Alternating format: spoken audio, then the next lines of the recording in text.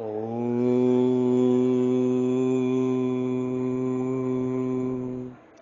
एक तू सच्चा, तेरा नाम सच्चा। एक तू सच्चा, तेरा नाम सच्चा। एक तू सच्चा, तेरा नाम सच्चा। मेरा कोई वजूद नहीं, सिर्फ तू ही तू है। सिर्फ तू ही तू है। सिर्फ तू ही तू है मालिक। मैं प्रभु की शरण में हूं। मैं प्रभु की शरण में हूं और प्रभु ही मेरे हैं। मैं भगवान की शरण में हूं। मैं भगवान की शरण में हूं। मैं आपकी शरण में हूं प्रभु, मैं आपका ही हूं। मैं आपकी शरण में हूं प्रभु, मैं आपका ही हूं। मैं आपकी शरण में हूं महादेव, मैं आपका ही हूं। मैं महादेव का हूं और महादेव मेरे हैं। मैं महादेव का हूं और महादेव मेरे हैं। मैं केवल भगवान का हूं और केवल भगवान ही मेरे हैं। मैं केवल भगवान का हूं और केवल भगवान ही मेरे हैं। मैं केवल महादेव का हूं और केवल महादेव ही मेरे हैं। मैं आपकी शरण में हूं प्रभु, मैं आपका ही हूं। मैं आपकी शरण में हूं प्रभु, मैं आपका ही हूं। ओम।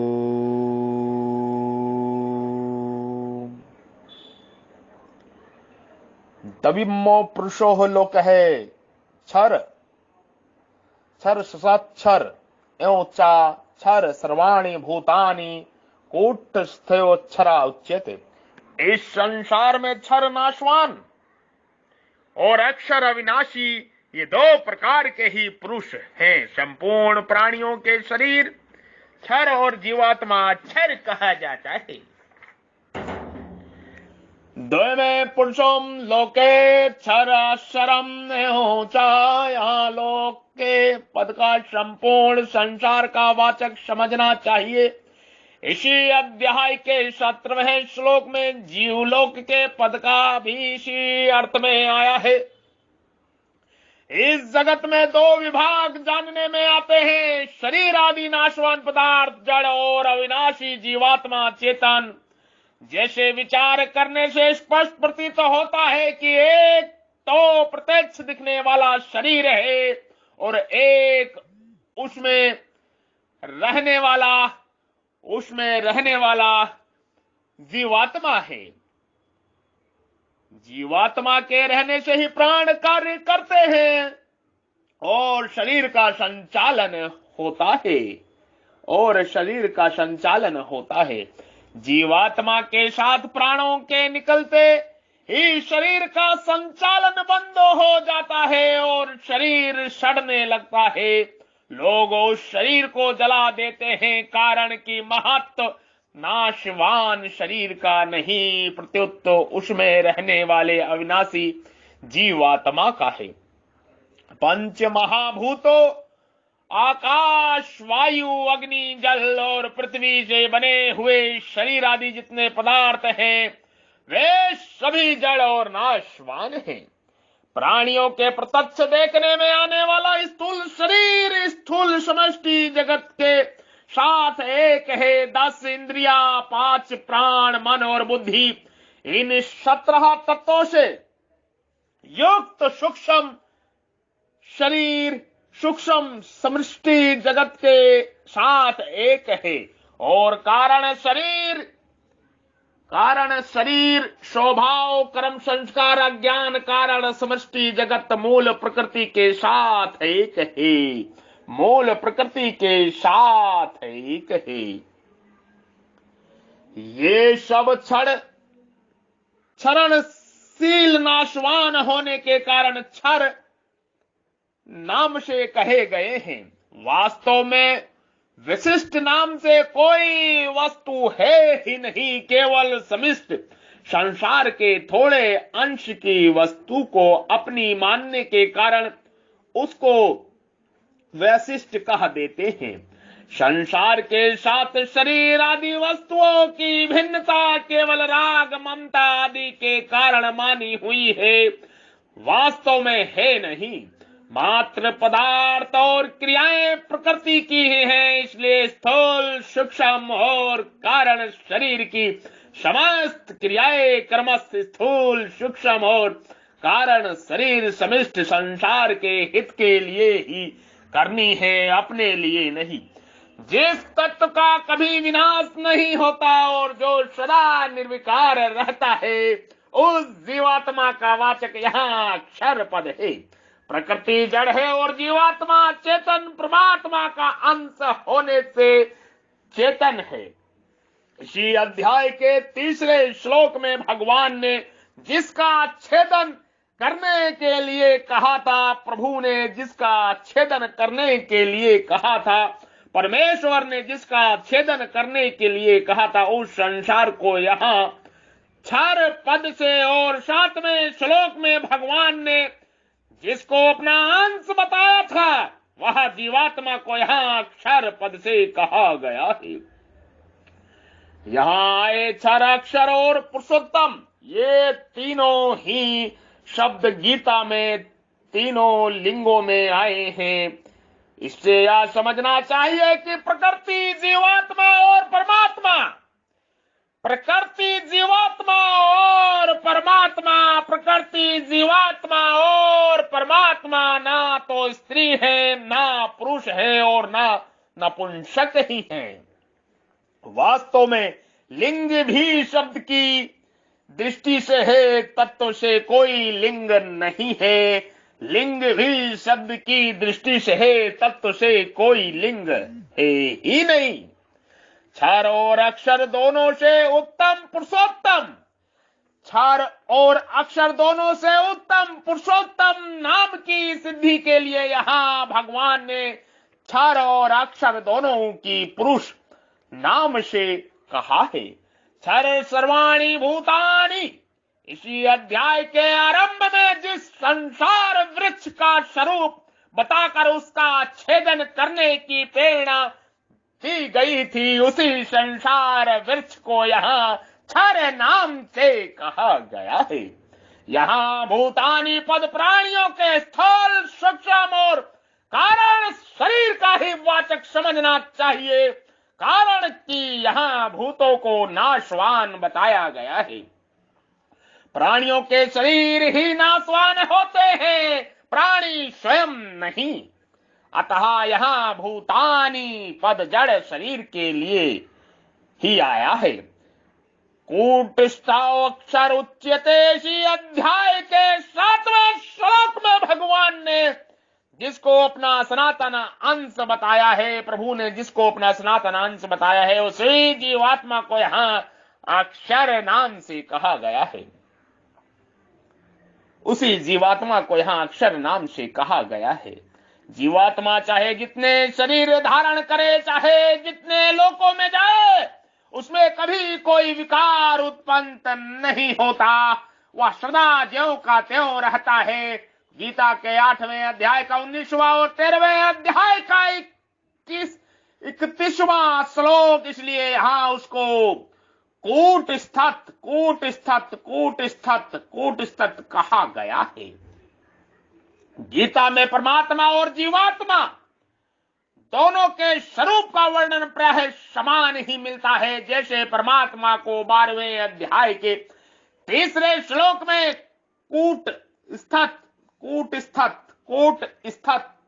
तथा 8वें अध्याय के 3रे श्लोक में अक्षर कहा गया है, ऐसे ही 15वें अध्याय के 16वें श्लोक में जीवात्मा को भी कूटस्थ और अक्षर कहा गया है। जीवात्मा और परमात्मा दोनों में ही परस्पर तात्विक एवं स्वरूपगत एकता है। जीवात्मा और परमात्मा में दोनों में ही परस्पर तात्विक एवं स्वरूपगत एकता है। स्वरूप से जीवात्मा सदा सर्वदा निर्विकार ही है, परंतु भूल से प्रकृति और उसके कार्य शरीर आदि से अपनी एकता मान लेने के कारण उसकी जीव संज्ञा हो जाती है। नहीं तो अद्वैत सिद्धांत के अनुसार एक साक्षात परमात्मा तत्व ही है, एक साक्षात परमात्मा तत्व ही है, एक साक्षात परमात्मा तत्व ही है। स्वरूप से जीवात्मा सदा सर्वदा निर्विकार ही है, स्वरूप से जीवात्मा सदा सर्वदा निर्विकार ही है, परंतु भूल से प्रकृति और उसके कार्य शरीर आदि से अपनी एकता मान लेने के कारण उसकी जीव संज्ञा हो जाती है, नहीं तो अद्वैत सिद्धांत के अनुसार वह साक्षात परमात्मा तत्व ही है। पहले छठे श्लोक में और फिर 12वें से 15वें श्लोक तक भगवान ने अलौकिक तत्व का वर्णन किया कि स्वतंत्र सत्ता अलौकिक की ही है, अलौकिक की नहीं है। स्वतंत्र सत्ता अलौकिक की है, लौकिक की नहीं है। लौकिक की सत्ता अलौकिक से ही है, अलौकिक से ही लौकिक प्रकाशित होता है, अलौकिक से ही लौकिक प्रकाशित होता है। लौकिक में जो प्रभाव देखने में आता है वह सब अलौकिक का ही है। अब 16वें श्लोक में भगवान लोकों के शब्दों से लौकिक तत्व वर्णन करते हैं।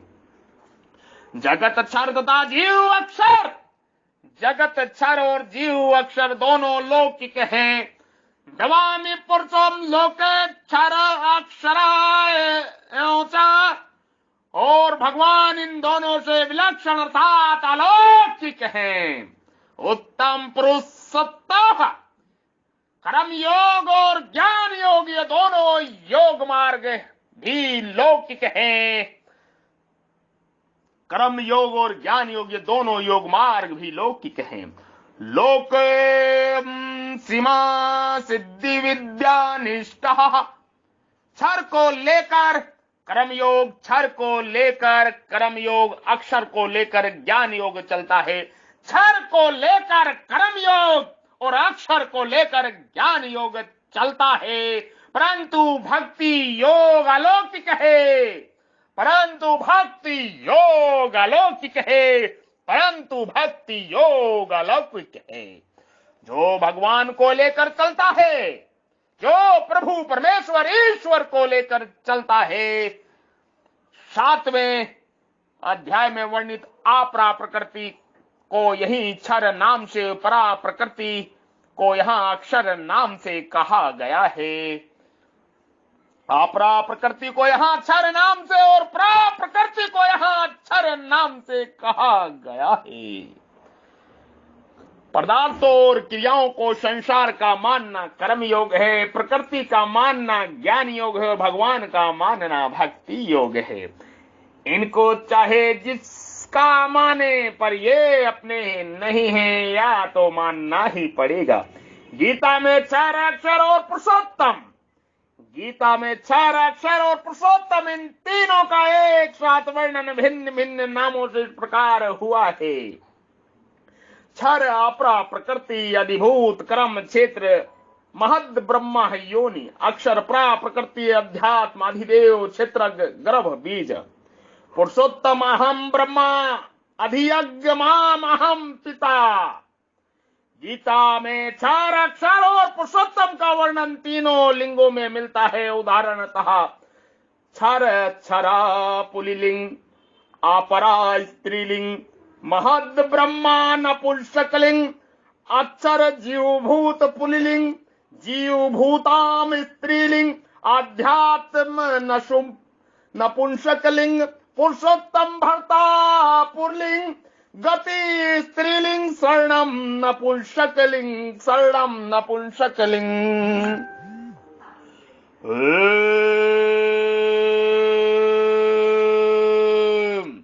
क्षर अपरा प्रकृति अधिभूत कर्म क्षेत्र महद ब्रह्मा योनि को क्षर कहा गया है। अक्षर परा प्रकृति अध्यात्म अधिदेव क्षेत्र गर्भ बीज को अक्षर कहा गया है। पुरुषोत्तम अहम ब्रह्म अधियज्ञ मामा अहम पिता को पुरुषोत्तम कहा गया है। उत्तमा पुरुषोत्तः प्रमामेत्यद्वातः यो लोकत्रयमय विश्वः विभाजितः ईश्वरः। उत्तम पुरुष तो अन्य विलक्षण ही है। जो परमात्मा इस नाम से कहा गया है वही अविनाशी ईश्वर तीनों लोकों में प्रविष्ट होकर सबका भरण पोषण करता है, भरण पोषण करता है। उत्तम पुरुष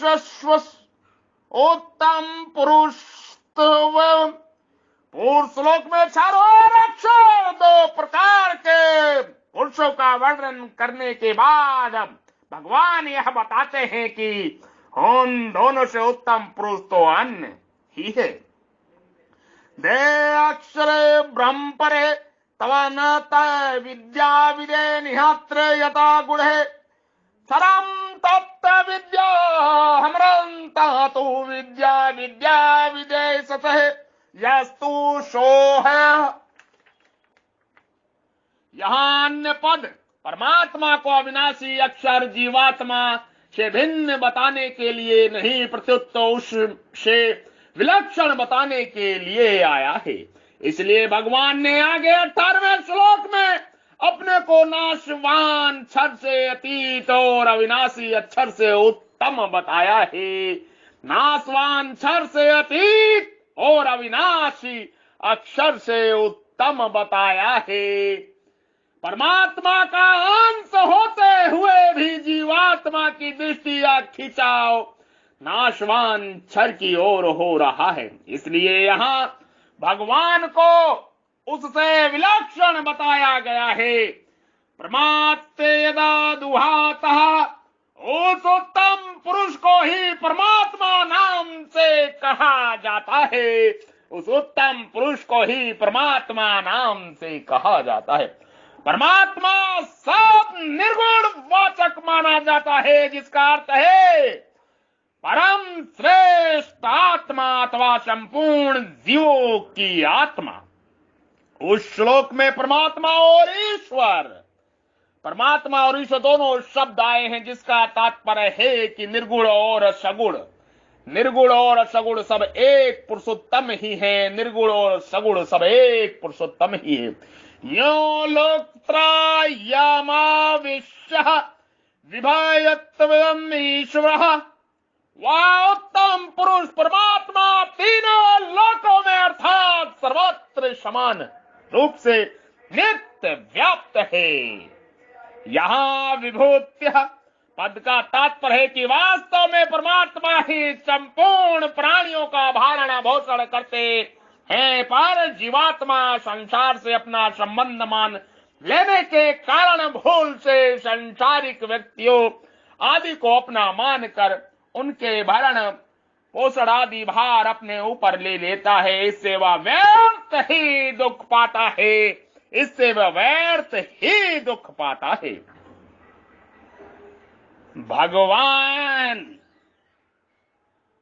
भगवान को अव्यक्त कहने का तात्पर्य है कि संपूर्ण लोकों का भरण पोषण करते रहने के पर भी भगवान कोई व्यय खर्चा नहीं होता। उनमें किसी तरह की किंचिमात्र भी कमी नहीं आती। वे सदा ज्यों के त्यों रहते हैं। शब्द सगुण का वाचक माना जाता है। ईश्वर शब्द सगुण का वाचक माना जाता है, जिसका अर्थ है शासन करने वाला। यद्यपि माता पिता बालक का पालन पोषण किया करते हैं, तथापि बालक को इस बात का ज्ञान नहीं होता कि मेरा जीवन पोषण कौन करता है, कैसे करता है और किस लिए करता है। इसी तरह यद्यपि भगवान मात्र प्राणियों का पालन पोषण करते हैं, तथापि अज्ञानी मनुष्य को भगवान पर दृष्टि न रहने से इस बात की पता ही नहीं लगता कि मेरा पालन पोषण कौन करता है। भगवान का शरणागत भक्त ही इस बात को ठीक तरह से जानता है कि एक भगवान ही सबका सम्यक प्रकार से पालन पोषण कर रहे हैं। पालन पोषण करने में भगवान किसी के साथ कोई पक्षपात विषमता नहीं करते। वे भक्त अभक्त पापी पुण्यात्मा आस्तिक नास्तिक आदि सभी को समान रूप से पालन पोषण करते हैं। प्रत्यक्ष देखने में आता है कि भगवान द्वारा रचित सृष्टि में सूर्य सबको समान रूप से प्रकाश देता है, पृथ्वी सबको समान रूप से धारण करती है, वैश्वानर अग्नि सबके अन्न को समान रूप से पचाती है, वायु सबको श्वास लेने के लिए समान रूप से प्राप्त होती है।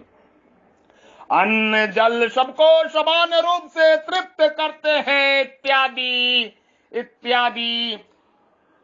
पुरुषोत्तम को अन्न कहने का तात्पर्य है कि क्षर और अक्षर तो लौकिक है, पर पुरुषोत्तम दोनों से विलक्षण अर्थात अलौकिक है।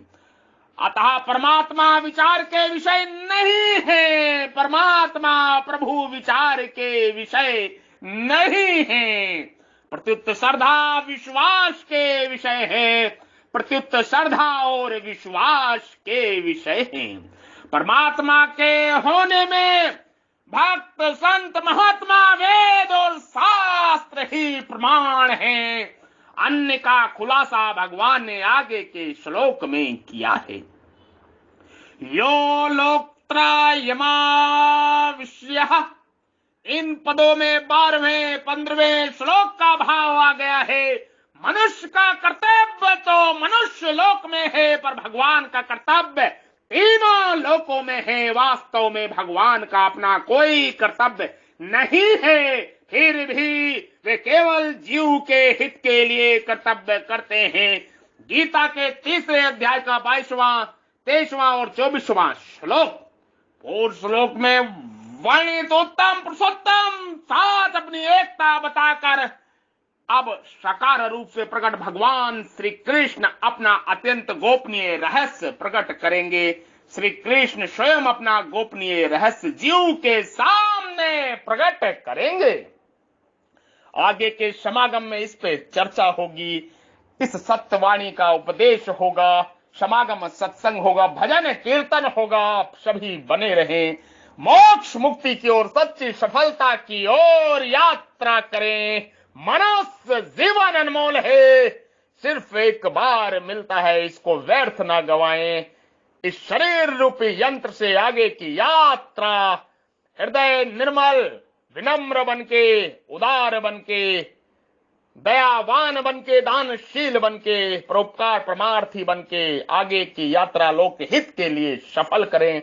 स्वयं का कल्याण करें, अपने समाज का, राष्ट्र का, विश्व का कल्याण करें। विश्व प्रेम से विश्व रूप बन जाएं, विश्व प्रेम से विश्व रूप बन जाएं। वसुदेव सर्वम वसुदेव सर्वम वसुधैव कुटुंबकम वसुधैव कुटुंबकम।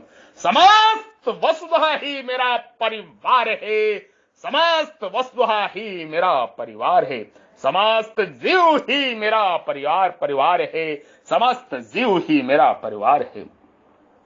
जिस ब्रह्मा से ही श्रेष्ठ छिपे हुए असीम और परम अक्षर परमात्मा में विद्या और अविद्या दोनों स्थित हैं, वही ब्रह्मा है। विनाशशील जड़ वर्ग और अविद्या नाम से कहा गया है, और अविनाशी जीवात्मा विद्या नाम से। जो इन विद्या और अविद्या दोनों पर शासन करता है, वह परमेश्वर इन दोनों से भिन्न सर्वथा विलक्षण है। क्षर प्रधान नमृताक्षरम हरम क्षरात्मानाश्वीशते देवै कहा। प्रकृति तो विनाशशील है और इसे भोगने वाला जीवात्मा अमृत स्वरूप अविनाशी है। इन दोनों क्षर और अक्षर को एक ईश्वर अपने शासन में रखता है। भरण पोषण की बात भक्ति योग में ही आ सकती है, ज्ञान योग में नहीं। कारण की भक्ति योग में जीव और परमात्मा में भिन्नता मानी जाती है। भक्ति योग में जीव और परमात्मा में भिन्नता मानी जाती है, इसलिए इस प्रकरण भक्ति का ही मानना चाहिए। अयमुत्तमो अयमधमो जात्या रूपेण संपदा वैश्वास्लादोष्यो वेताना वेति भगवानुग्रहवाश्रय। अतः स्वभाव भोक्ता ततो अंतरमा महामेघ कदिर चंपकयुमता प्रवंचा विचार्यतः। किसी पर कृपा करते समय भगवान ऐसा विचार नहीं करते, किसी पर कृपा करते समय प्रभु ऐसा विचार नहीं करते कि वह जाति, रूप, धन और आयु से उत्तम है या अधम, स्तुत्य है या निंद, या अंतरात्मा रूपी महामेघ, या अंतर आत्मा रूपी महामेघ आंतरिक भाव को ही भोगता है। मेघ क्या वर्षा के समय इस बात पे विचार करता है कि यह खादिर खेर है अथवा चंपक चंपा है। प्रभु कभी भी दुर्भाव किसी के साथ नहीं करते। वो परमेश्वर सर्वज्ञ हैं, सर्वश्रेष्ठ ईश्वर हैं, वो सर्वत्र मौजूद हैं, वो परमात्मा सर्वज्ञ हैं। वसुदेव सुतम देवम कंस चाणूरमर्दनम देवकी परमानंदनम कृष्णम वंदे जगद्गुरुम जगद्गुरुम जगद्गुरुम। ओम उग्रवीर महाविष्णु जलवंतोमुखम नरसिंह भीषण भद्रमेत्तम मृत्युम नमामहम नमामहम नमामहम। ओम श्री परमात्मने नमः। ओम श्री परमात्मने नमः। ओम श्री परमात्मने नमः। ओम जुड़े और जोड़े, जुड़े और जोड़े सनातन धर्म ज्ञान प्रचार प्रसार के कार्य से, लोकहित परोपकार परमार्थ के कार्य से जुड़े और जोड़े। ये लोक यज्ञ है। संपर्क करें 9811179477 9811179477। ब्रह्म स्थान भारत, इंद्रप्रस्थ अवध, श्री राम जन्म भूमि इंद्रप्रस्थ अवध से हम ब्रह्मऋषि महर्षि योगी श्री बद्री विशाल बाबा बद्री विशाल, बाबा बद्री विशाल युग पुरुष आप सभी को, आप समस्त जीवों को आह्वान करते हैं, आप सभी इस संगठन से जुड़े और साथ मिलकर कार्य करें, मोक्ष मुक्ति की ओर आगे बढ़े। यही सच्ची सफलता है। मनुष्य जीवन सफल करें और उद्धवगति करें, परमात्मा की प्राप्ति करके आगे की यात्रा सफल करें। गाय, गंगा, ज्ञात्री, जल, जंगल और जमीन इस धरा के मूल प्राण तत्व हैं। इनकी रक्षा सुरक्षा प्रत्येक मनुष्य का, प्रत्येक जीव का कर्तव्य ही नहीं, महान महान कर्तव्य है। जय जय जय जय सत चित आनंदमय चिन्मय सच्चिदानंदन प्रभु की जय हो, जय हो, जय हो।